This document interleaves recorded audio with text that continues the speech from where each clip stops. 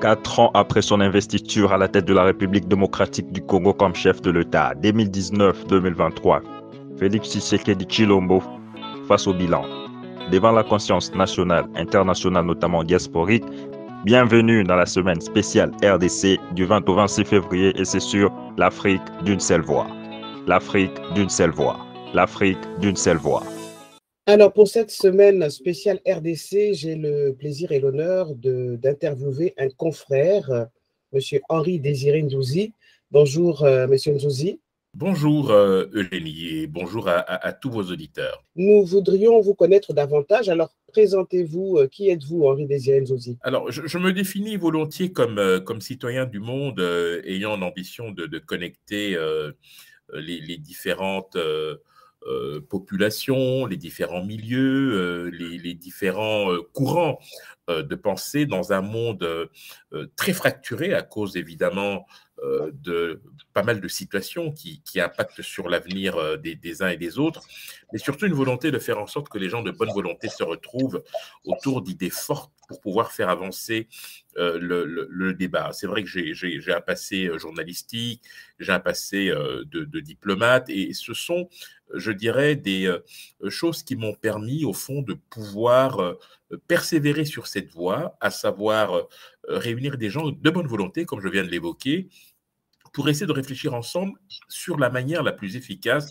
de promouvoir pas seulement une Afrique qui soit à la fois attractive, résiliente, volontaire, j'allais dire créative, mais aussi une RDC qui puisse trouver toute sa place dans le concert des nations. À côté de ça, bien évidemment, j'ai un passé dans les médias, mais un passé que je me fais un point d'honneur de perpétuer, notamment avec mes collaborations depuis pas mal d'années déjà avec La Voix de l'Amérique à Washington, avec lesquelles je suis en relation depuis maintenant 12 ans. Média TV, basé au Maroc, à Tanger précisément, où là aussi, tous les 3 mois, pratiquement depuis 4 ans, j'effectue des allers-retours pour justement réfléchir avec d'autres sur la marche du monde, apporter un éclairage particulier sur la façon dont les choses se déroulent. J'ai eu bien évidemment l'immense privilège, Eugénie, de travailler avec toi, et je pense aussi à notre ami commun, exactement, avec Olivier Enogo et d'autres. Et c'est vrai que nous avions fait connaissance il y a un peu plus de 10 ans maintenant, à l'époque de Canal 3 Monde.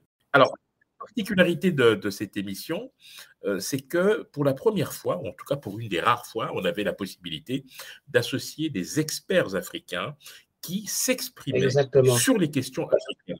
Ça nous changeait vraiment de ces images d'Épinal où on avait effectivement des gens qui n'étaient pas forcément issus du continent africain, mais qui venaient nous donner des leçons. Bref, une très très belle expérience. Alors, pour terminer ma présentation, depuis maintenant une bonne quinzaine d'années, je suis régulièrement sollicité pour animer en qualité de modérateur des forums internationaux, que ce soit à caractère environnemental, économique, diplomatique, où là aussi j'ai l'opportunité de pouvoir effectivement réunir des experts ou tout simplement des officiels qui viennent pour effectivement débattre sur des sujets qui concernent à la fois le développement du continent africain, mais surtout les relations nord-sud.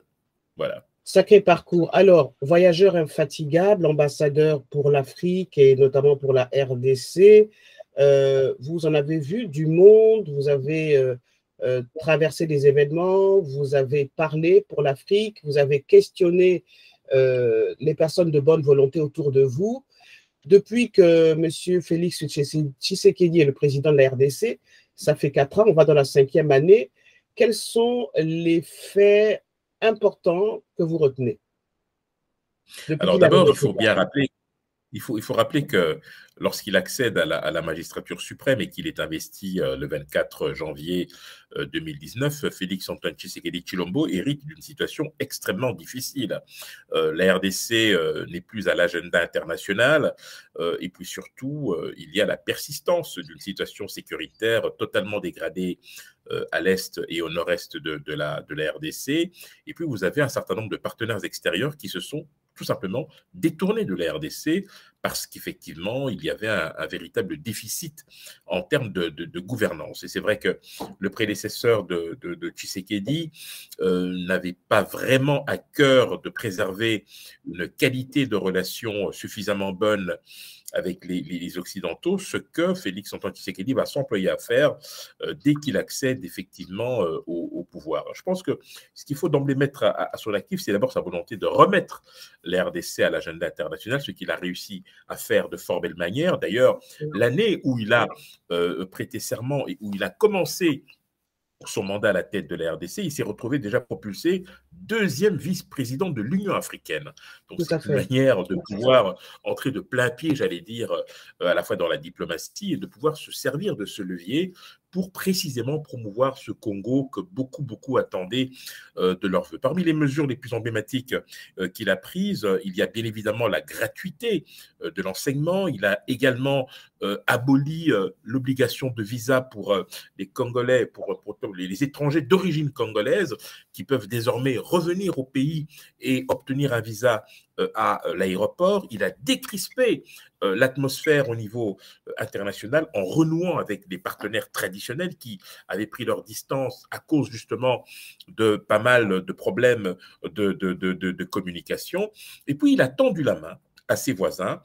Avec le recul, on peut bien se rendre compte que certains voisins ont plutôt préféré le poignarder dans le dos, parce qu'en fait, il a rappelé l'importance stratégique que revêtait la RDC de par sa position centrale en Afrique en général, mais en Afrique centrale en particulier. Je rappelle, 9 pays voisins, et malheureusement, parmi ces pays voisins, quelques-uns qui ont, depuis de nombreuses années, des velléités expansionnistes qui font que ces derniers préfèrent, j'allais dire, soutenir ou entretenir des milices armées qui n'ont de cesse de déstabiliser la situation en RDC.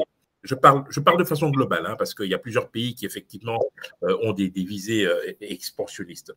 Je pense que ce sont les choses qu'il faut véritablement mettre au crédit du président. Maintenant, parmi les zones d'ombre, et malheureusement, il y en a, c'est effectivement la difficulté pour certains Congolais, il faut bien le dire, de s'inscrire dans cette dynamique de reconstruction et surtout de développement de la RDC, parce que vous avez toujours ce que l'on appelle dans le jargon des agendas cachés, des gens qui n'ont pas intérêt à ce que la RDC se développe et que la RDC soit maintenue dans une forme de position de faiblesse vis-à-vis de certains de ses voisins. Mais le président de la République a bien évidemment à cœur de pouvoir inverser cette tendance avec ceux qui le soutiennent. C'est pour cette raison que depuis qu'il est arrivé au pouvoir, il a déployer une intense activité diplomatique avec des résultats qu'il faut quand même mettre à son actif, notamment le fait que la communauté internationale, mais aussi les investissements directs étrangers, aient explosé ces dernières années, puisque vous le savez, la RDC reste un pays éminemment attractif. Il y a encore beaucoup de boulot, ce n'est que le premier mandat, il est candidat pour un deuxième mandat, et les 5 prochaines années, s'il est réélu, lui permettront, me semble-t-il, de pouvoir achever ce qu'il a commencé il y a de cela 4 ans. Semaine spéciale RDC du lundi 20 au dimanche 26 février sur l'Afrique d'une seule voix. Alors justement, quand il est arrivé au pouvoir, j'entendais beaucoup d'observateurs de la vie politique africaine et même des compatriotes des Congolais railler ce président qui voyage beaucoup. Il a beaucoup voyagé, il continue à le faire. Et en fait, il a réussi à casser l'image de Paul Kagame, dont on disait que c'est un bon président pour son pays, c'est un modèle de gouvernance pour les pays africains. Mais on s'est rendu compte, grâce à sa diplomatie très active, que le président Kagame, pour ne pas le citer justement, c'est lui qui est derrière le M23. Alors, ce qu'il faut rappeler, c'est que Paul Kagame réfléchit en termes de zone d'influence.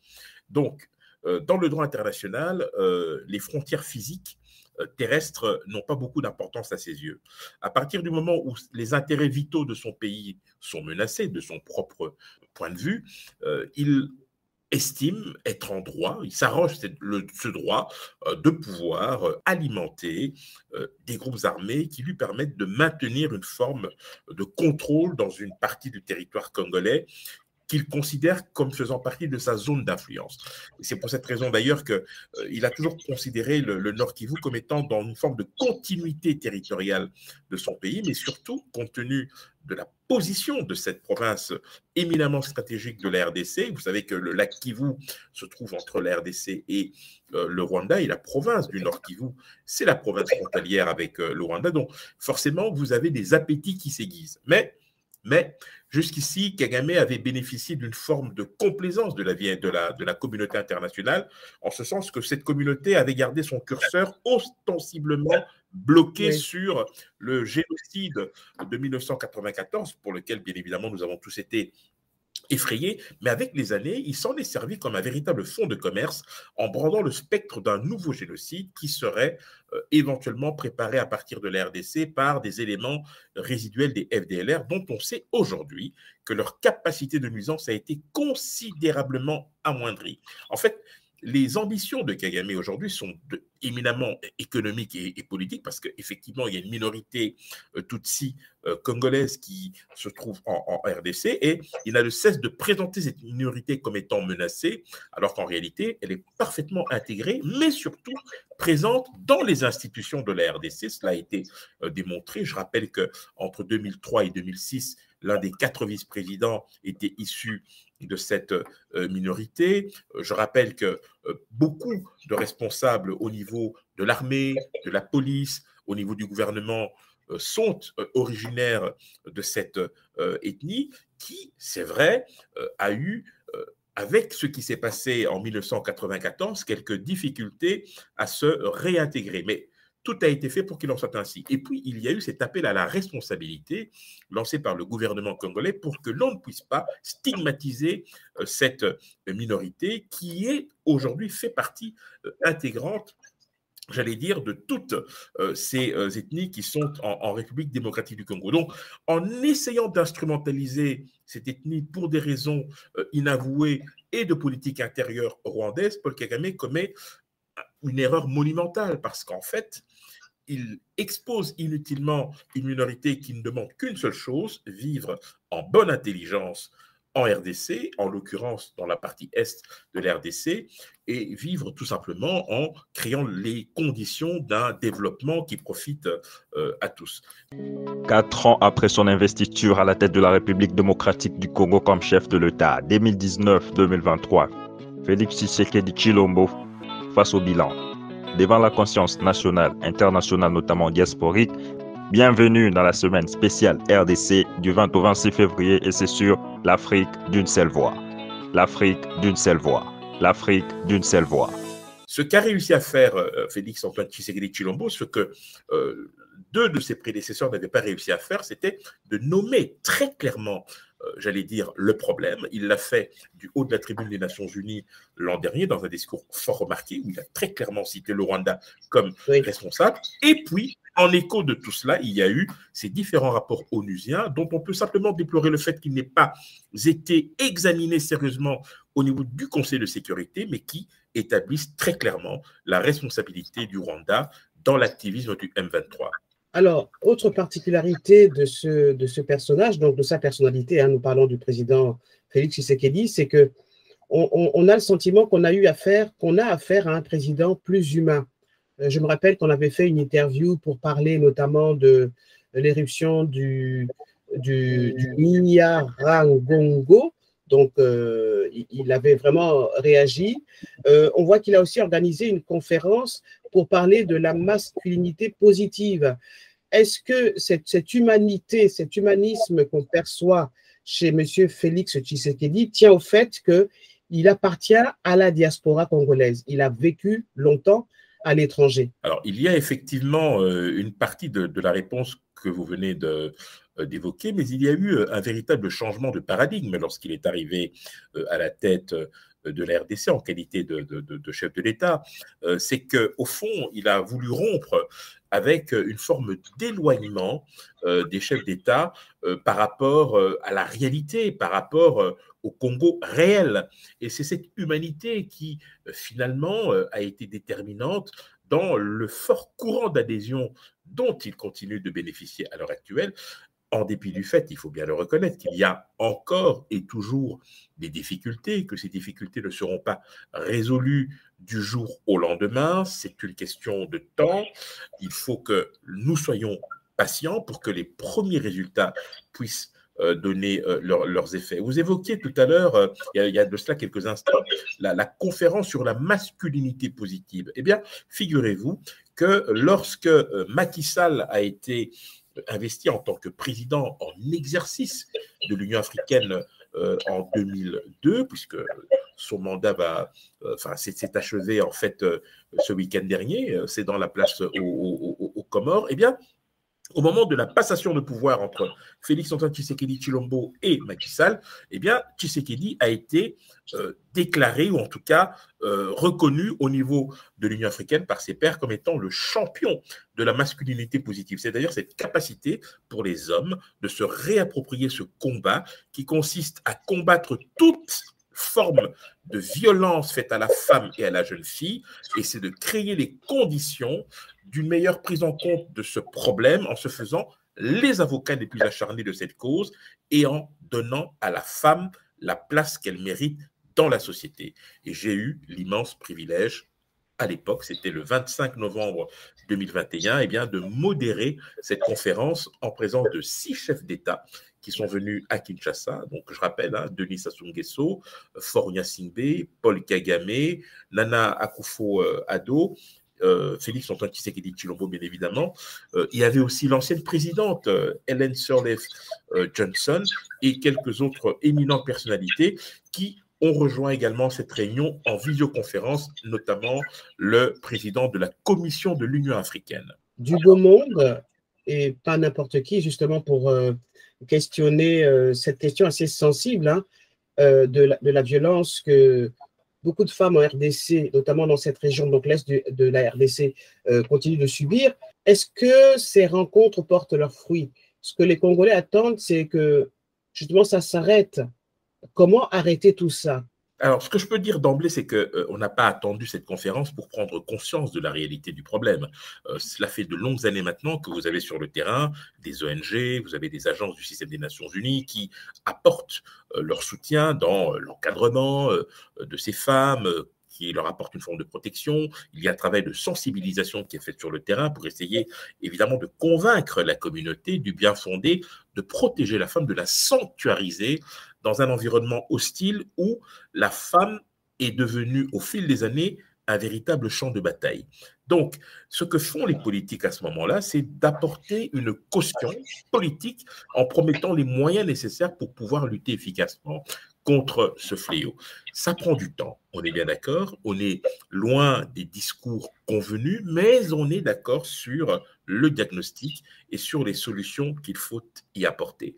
Pour le reste, je peux vous dire que des choses très concrètes sont faites. Certains ont pris de l'avance. Je pense notamment au docteur Mukwege à travers l'hôpital Panzi, qui est devenu un hôpital de référence en matière de traitement de violences faites, en tout cas de séquelles de violences faites à la femme. Je rappelle qu'il est prix Nobel depuis 2018 et que donc, dans ce combat, il a été rejoint par d'autres qui, chacun, à leur niveau, essayent de faire avancer la cause.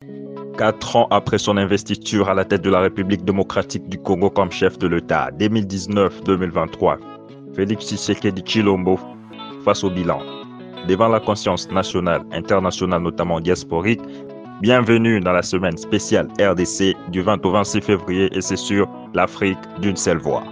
L'Afrique d'une seule voix. L'Afrique d'une seule voix. Parlons de l'actualité récente et notamment l'arrivée du pape en RDC, le pape François. Quel bilan faites-vous de sa visite? Est-ce qu'à travers lui, justement, la communauté internationale peut enfin toucher du doigt la souffrance, la résilience de ce pays, en fait? Il a parlé de colonialisme, il faut arrêter ce colonialisme économique. Est-ce que l'arrivée du pape François en RDC va enfin faire réagir vraiment la communauté internationale?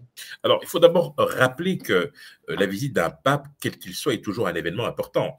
Oui. Au plan diplomatique d'abord, il faut rappeler que le Vatican est un État et que sa diplomatie a toujours été agissantes. Mais ce qui est nouveau dans ce voyage du souverain pontife François en RDC, c'est, je dirais, la franchise avec laquelle il a abordé certains sujets. Rarement, nous avions vu un pape utiliser des mots aussi crus, aussi durs, pour nommer les problèmes. Il a bien évidemment tensé une forme de communauté internationale qui se complaît encore dans cette insupportable colonialisme ou néocolonialisme, c'est selon, en pointant du doigt des mots qui ne font qu'accabler un pays qui ne demande qu'à sortir de ces difficultés. Je pense que le bilan est largement positif, même si, on le sait, le pape ne va pas du jour au lendemain éliminer tous les maux qui accablent la RDC, mais le mérite de ce voyage, c'est d'abord d'avoir remis à l'agenda international la RDC, ce qui était déjà le cas, mais ici, dans une tonalité tout à fait particulière. Et puis surtout, c'est le plus important, il ne s'est pas contenté de critiquer l'attitude des Occidentaux, il s'est aussi bien attelé à renvoyer les Congolais face à leurs propres responsabilités, en disant qu'il était important de pouvoir promouvoir la bonne gouvernance, parce que c'est grâce à cette bonne gouvernance que l'on peut créer effectivement les conditions d'un développement économique, social, durable. Et je pense qu'il était pleinement dans son rôle, et je peux vous dire que l'accueil a été non seulement extrêmement positif, mais que les Congolais, aujourd'hui, ont véritablement le sentiment d'avoir été entendus. Semaine spéciale RDC du lundi 20 au dimanche 26 février sur l'Afrique d'une seule voix. Parlons des Congolais de la diaspora. Alors, il y a un autre changement qu'il a beaucoup apporté, c'est qu'en France, pour ceux qui sont en France, il leur est possible désormais de voter pour la prochaine élection présidentielle, et il y a une campagne d'enrôlement.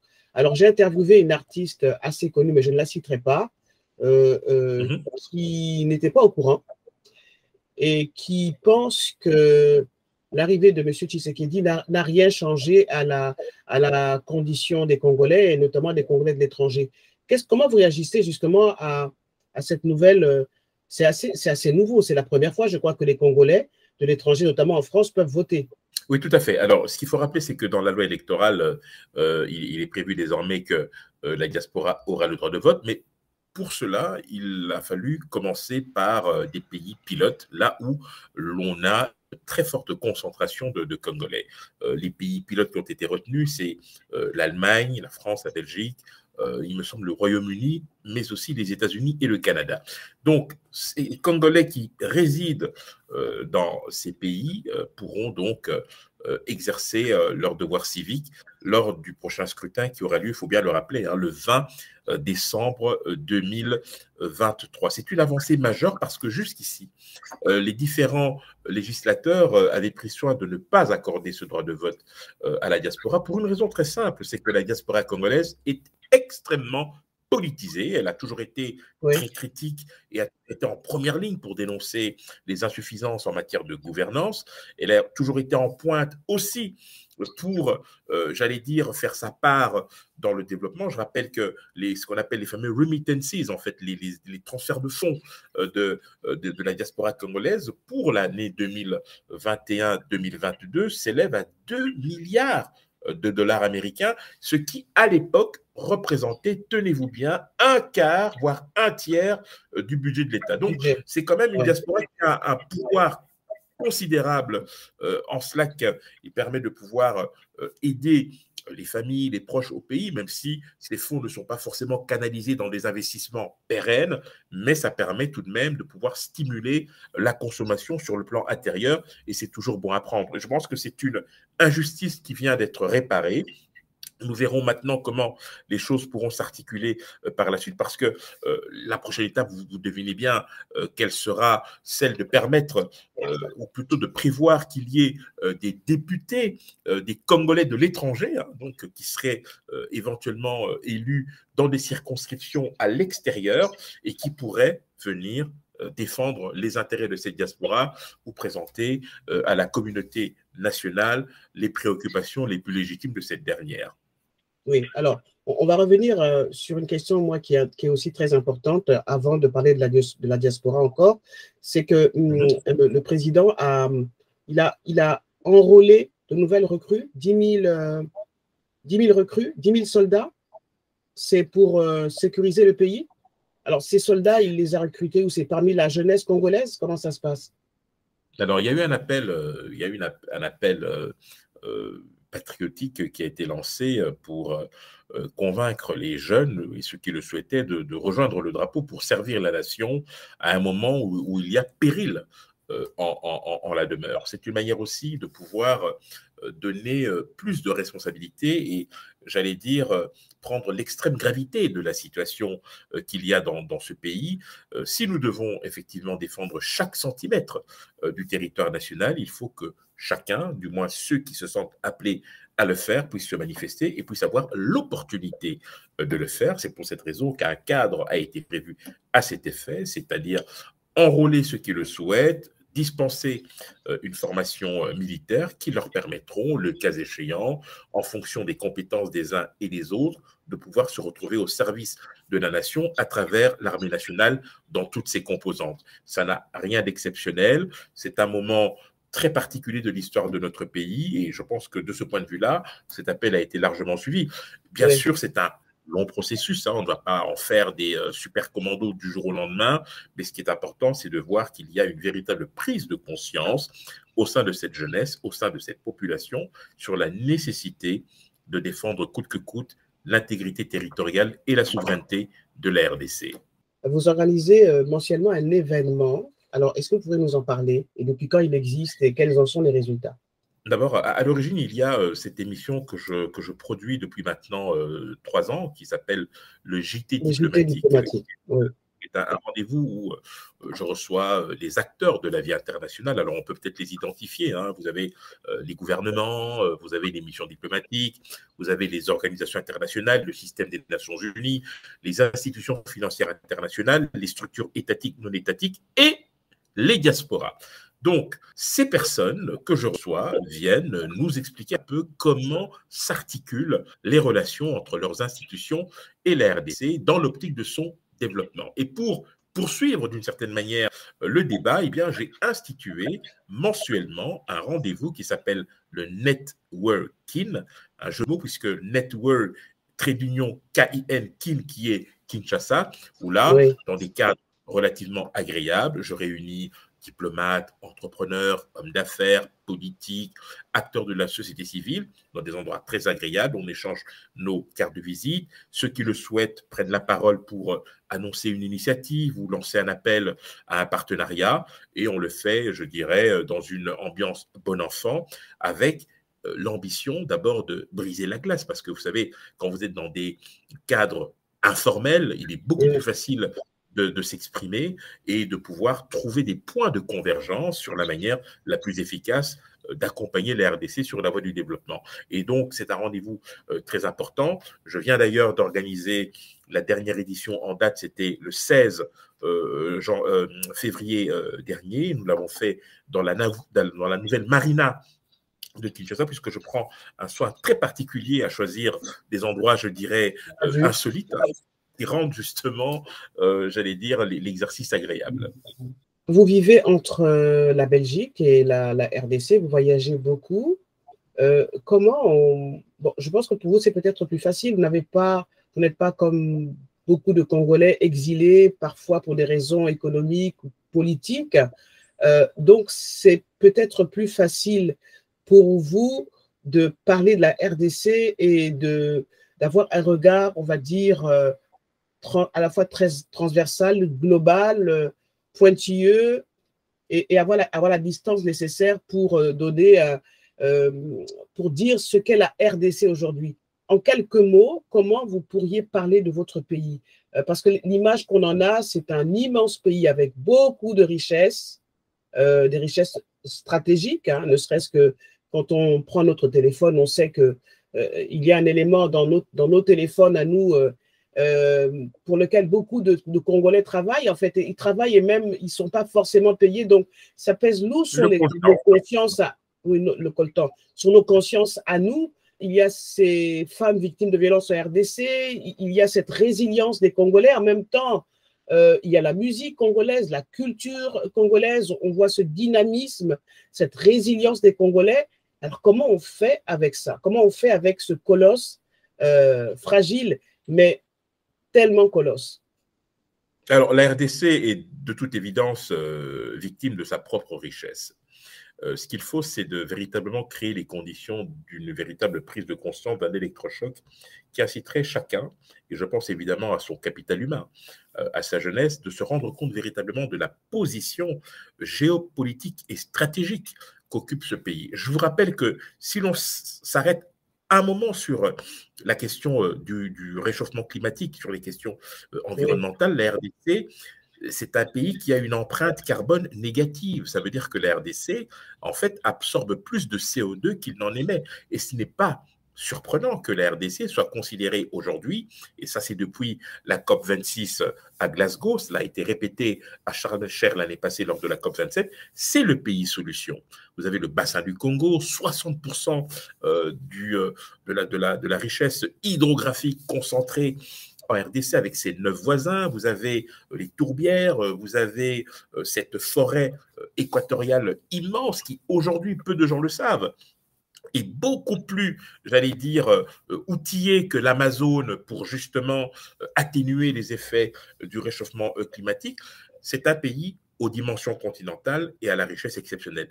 Malheureusement pour la RDC, cette richesse suscite des convoitises. Il faut donc que les Congolais puissent faire en sorte qu'ils soient en capacité non seulement de se réapproprier la gestion de ces ressources, mais qu'ils en soient les premiers acteurs et les premiers bénéficiaires.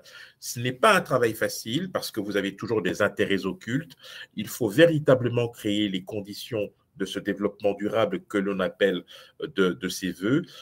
Ça demande évidemment aussi l'adhésion du plus grand nombre pour accompagner celles et ceux qui ont véritablement à cœur le développement de ce pays. Ceux et celles qui ont véritablement à cœur le développement de ce pays sont évidemment le président actuel qui va se représenter.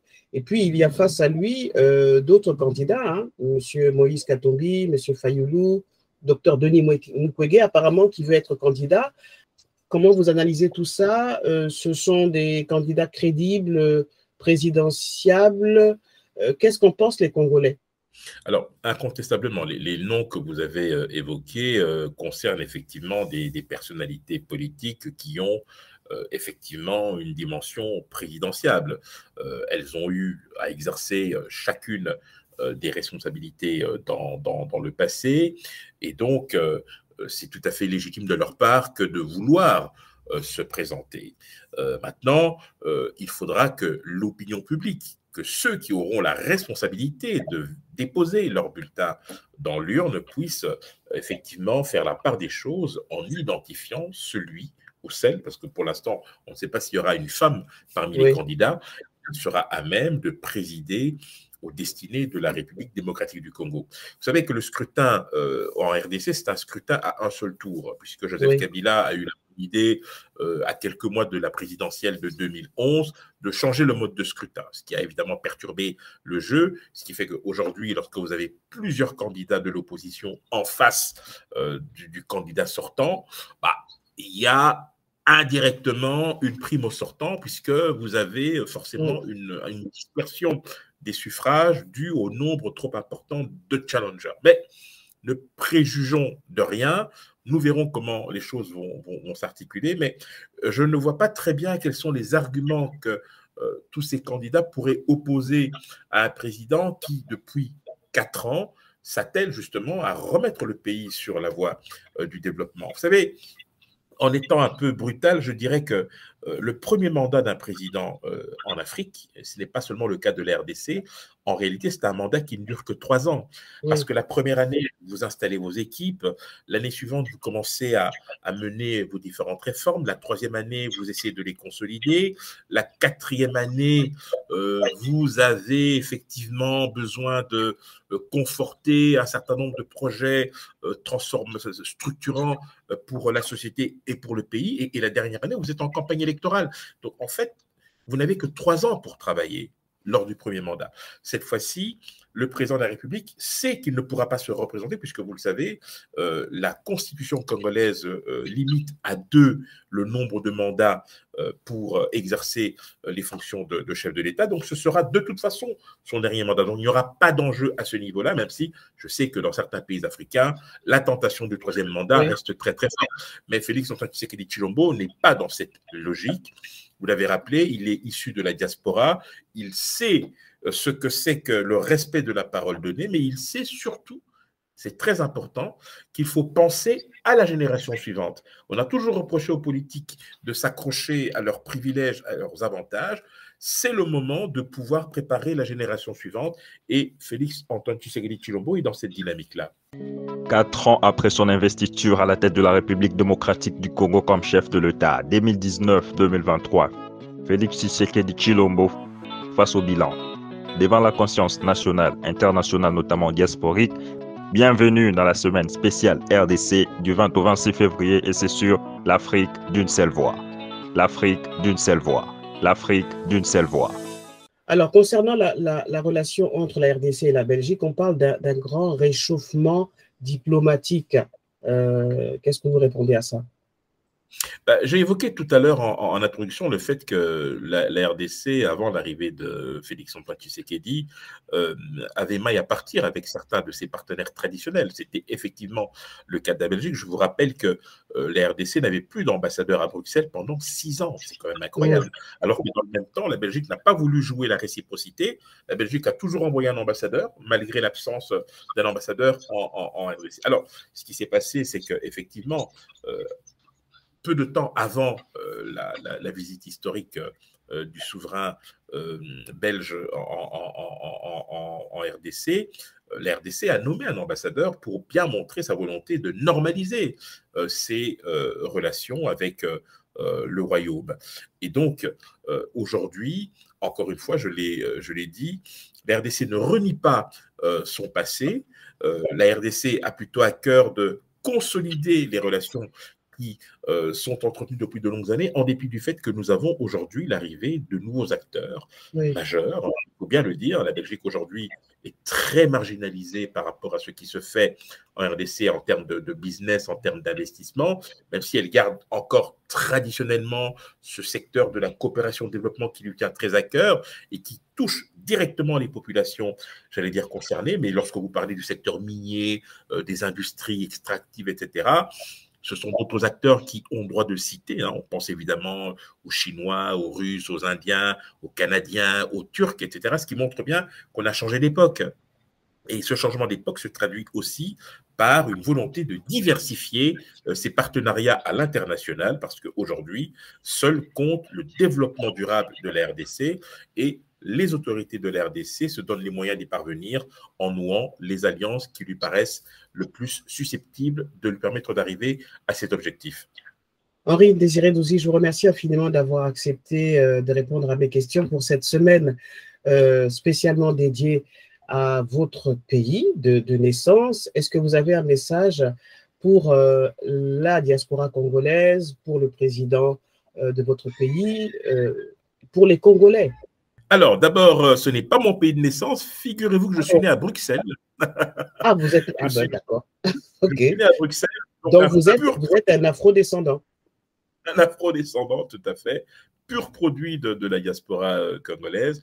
Non, écoutez, le Congo coule dans mes veines. C'est pour cette raison que je me suis engagé à corps perdu dans la défense de ses intérêts, mais pas que, puisque la RDC appartient à un ensemble qui est beaucoup plus grand, qui est l'Afrique, qui reste évidemment mon objectif prioritaire, en essayant d'utiliser, comme je l'ai fait dans le passé, notamment avec Oshola, véhiculer une image positive de l'Afrique en utilisant la culture comme vecteur de communication, et je ne dévierai pas de cet objectif-là.